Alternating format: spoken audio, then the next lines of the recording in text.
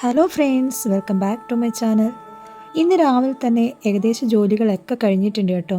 ഇസ്രായേലിൽ വന്നിട്ട് first cooking video നിങ്ങളെല്ലാവരും കണ്ടതല്ലേ? ഇസ്രായേലുള്ള എൻ്റെ ഒന്ന് രണ്ട് ഫ്രണ്ട്സൊക്കെ പറഞ്ഞു കേട്ടോ, ആ വീഡിയോ ചെയ്തത് അവർക്ക് ഏറെ ഉപകാരമായെന്ന്. എന്നാൽ പിന്നെ ഇന്നൊരു കുക്കിംഗ് വീഡിയോ ആയാലും വീഡിയോ നിങ്ങളെ കാണിക്കണം എന്ന് വിചാരിച്ചെടുത്തൊരു വീഡിയോ അല്ല കേട്ടോ ഇത്. ഇന്ന് അപ്പാപ്പൻ എന്നോട് പറഞ്ഞു, നിനക്കുള്ള ഫുഡ് കൂടി ഉച്ചത്തേക്ക് ഞാൻ റെഡിയാക്കാം എന്ന്. എൻ്റെ അപ്പാപ്പൻ നന്നായിട്ട് ഫുഡ് ഉണ്ടാക്കും കേട്ടോ. ഞാനിവിടെ വന്നിട്ട് 4 മാസമായെങ്കിലും ഇവരുടെ ഫുഡ് ഞാൻ കഴിച്ചു തുടങ്ങിയിട്ടില്ല. പക്ഷേ ചില ഐറ്റംസ് ഒക്കെ ഉണ്ടാക്കുമ്പോൾ അപ്പാപ്പൻ എനിക്കും കൂടി ഉള്ളത് റെഡിയാക്കി വെക്കും കേട്ടോ.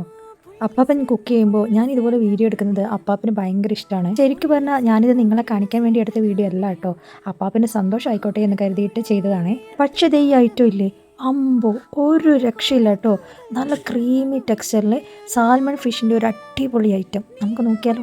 ഒരു ബൗളിൽ കുറച്ച് പച്ച കടുക് അരച്ചതും അതിനോടൊപ്പം യോഗട്ടും നന്നായിട്ട് മിക്സ് ചെയ്തെടുത്തു കേട്ടോ. അതിനുശേഷം സാൽമൺ ഫിഷ് എടുത്ത് അതിൽ വെള്ളമൊക്കെ നന്നായിട്ട് ഒരു ടിഷ്യൂ പേപ്പർ വെച്ച് ഒപ്പിയെടുത്തു.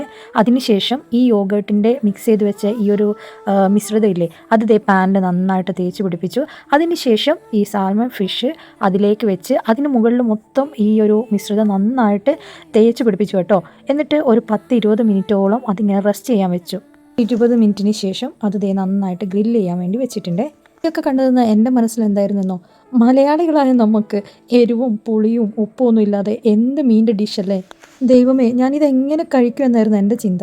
പക്ഷേ ആരോട് പറയില്ലെങ്കിൽ ഞാനൊരു കാര്യം പറയാം, അടിപൊളി സൂപ്പർ ക്രീമി ആയിട്ടുള്ളൊരു ഡിഷ്. ശരിക്കും പറഞ്ഞാലേ ഇതിൽ ഉപ്പ് പോലും ആഡ് ചെയ്തിട്ടില്ല എന്നതാണ് സത്യം. പക്ഷേ ഇല്ലേ, അടിപൊളി കിടിലൻ ഐറ്റം. ഇവിടെ ഞങ്ങൾ 3 പേര് മാത്രമേ ഉള്ളൂ, ഞാനും അമ്മാമ്മയും അപ്പാപ്പനും. അതുകൊണ്ട് തന്നെ ഫുഡ് ഉണ്ടാക്കി ഓവർ വേസ്റ്റ് ആക്കാറില്ല കേട്ടോ. ആവശ്യത്തിനുള്ളത് മാത്രമേ റെഡി ആക്കാറുള്ളൂ. ഇല്ല എങ്കിൽ ഒരു കഷ്ണം കൂടി ചോദിക്കായിരുന്നു. എന്തായാലും ഞാൻ എൻ്റെ ചോറിൻ്റെ കൂടെ കഴിച്ചിട്ടുണ്ട്. മസാലകളൊന്നും ചേർക്കാത്ത നല്ല ഹെൽത്തി ആയിട്ടുള്ള ഒരു ഐറ്റം.